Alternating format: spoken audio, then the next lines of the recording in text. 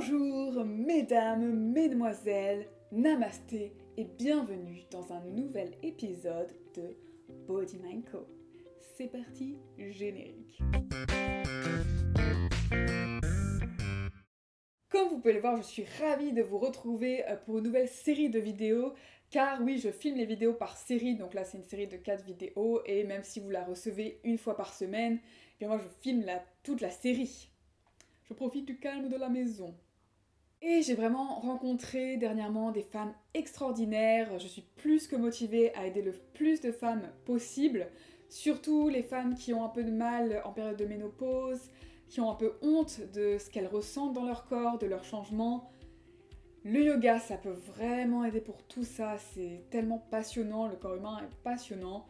Et c'est pourquoi aujourd'hui je souhaite discuter d'un livre qui s'appelle Votre corps, votre yoga.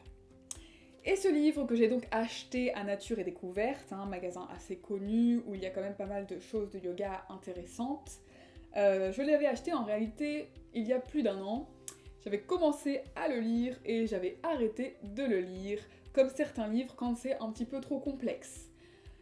Et il y a des livres comme ça qu'il faut un peu laisser de côté et reprendre un peu plus tard. Et là, je suis donc replongée dedans et avec plus de connaissances sur tout ce qui est anatomie, après avoir fait d'autres lectures, eh bien j'arrive très bien à le lire maintenant, donc c'est une bonne nouvelle, je peux en avoir tous les bienfaits. Et j'aimerais partager quelques petits passages avec vous. Donc je n'ai pas encore fini le livre comme vous pouvez le voir, mais l'introduction et la première partie ont déjà beaucoup d'informations que je trouve très intéressantes. Et bien sûr, je vous invite à lire le livre, mais si vous ne voulez pas lire le livre parce que vous avez la flemme ou autre, je vais vous donner quelques petites choses, petits passages qui m'ont beaucoup marqué. Premier passage qui démontre l'un des premiers points que je trouve super important. Et ce point est que nous avons toutes et tous un corps très différent.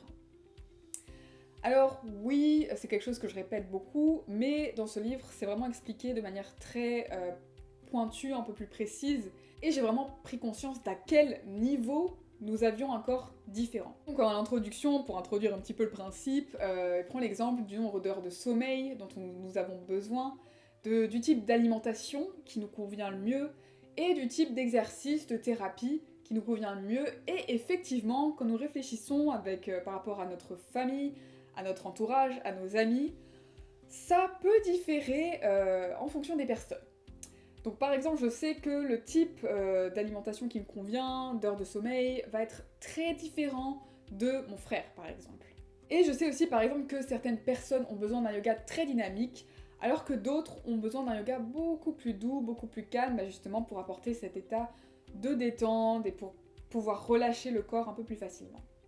Et même par rapport aux thérapies, aux médicaments, ça va vraiment différer en fonction de vous, de vos besoins et de votre corps. Pourquoi cela diffère autant en fonction de notre corps ? Par exemple, dans ce livre et aussi dans un autre livre d'anatomie, je suis en train de comprendre qu'en fait, nos os déjà sont très très différents. Pareil pour nos muscles, certaines personnes vont avoir moins d'os ou de muscles ou même d'organes que d'autres, c'est-à-dire que même le nombre va différer. Il y a un exemple dans ce livre que j'adore qui est à propos de la position de l'appendice. Et donc, cet organe, l'appendice, peut se retrouver pour certaines personnes ici. Pour d'autres, on peut remonter un peu plus haut. Pour d'autres, on peut changer de côté. Ce qui démontre quand même une grosse différence dont nous ne parlons pas suffisamment. Souvent, même quand on pratique une activité physique, nous pensons que nous avons tous à peu près le même bassin, la même cage thoracique, à peu près le même corps, les mêmes muscles, alors qu'en fait, pas du tout. Petite parenthèse, d'où l'intérêt de pratiquer des cours de yoga privés, personnalisés. Fermeture de parenthèse. Et donc, pareil, rien qu'au niveau de la posture debout, certaines personnes seront plus confortables avec les pieds légèrement écartés, d'autres légèrement tournés vers l'intérieur. Ça va vraiment dépendre de plein de facteurs et être très différent en fonction des personnes. Même quand vous êtes assises, c'est pour ça que certaines personnes vont être complètement confortables avec les genoux au sol, alors que d'autres vont être clairement un peu plus comme ceci. Donc bien sûr le yoga peut aider, mais il y aura toujours des limites en fonction des os, en fonction de la morphologie, en fonction des muscles, et ces limites c'est important de les respecter. C'est pourquoi il est super intéressant dans n'importe quelle pratique physique ou même autre pratique d'apprendre à écouter vos sensations. Comment ressentez-vous votre corps dans cette posture? Qu'est-ce qui se passe quand vous faites ce mouvement? Parce que certes, le professeur pourra vous guider, mais le professeur n'a pas votre corps ou n'est pas dans votre corps.